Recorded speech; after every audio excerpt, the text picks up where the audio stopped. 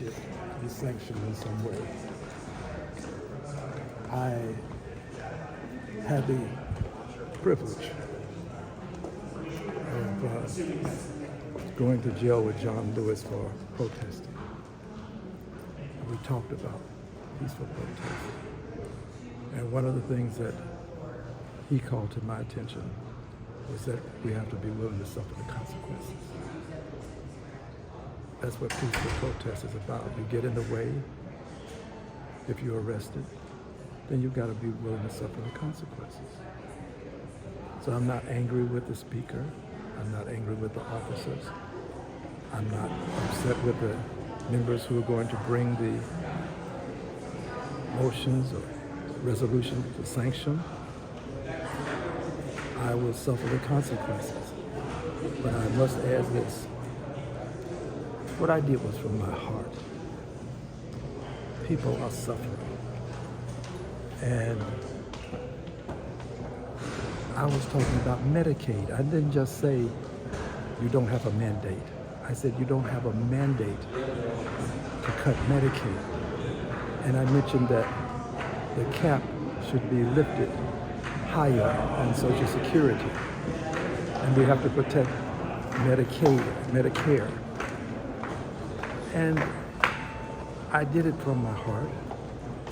And I will suffer whatever the consequences are.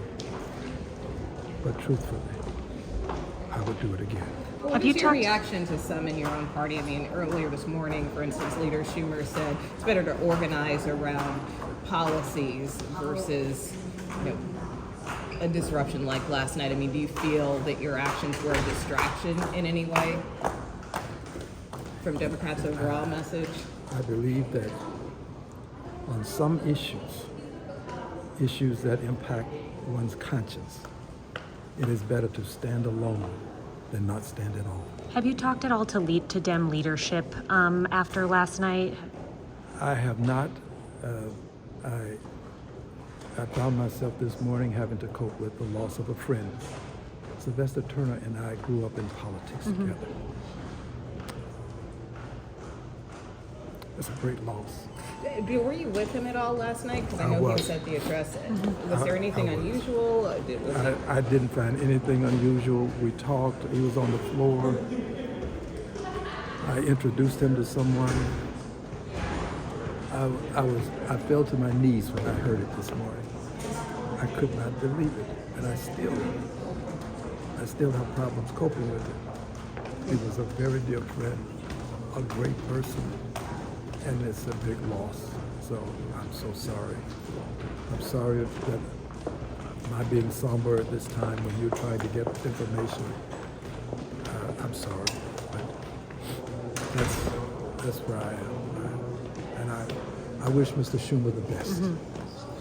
I have no reason to be critical of him. I wish him the best.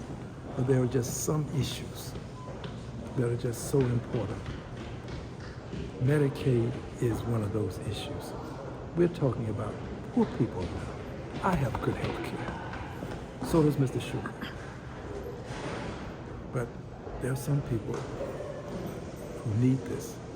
And we're talking about cutting Medicaid. We're talking about cutting Medicaid. And Medicare too, possibly, as well as, I don't know what will happen to Social Security, but we got to raise that cap. If you are making $170,000+, less than 180,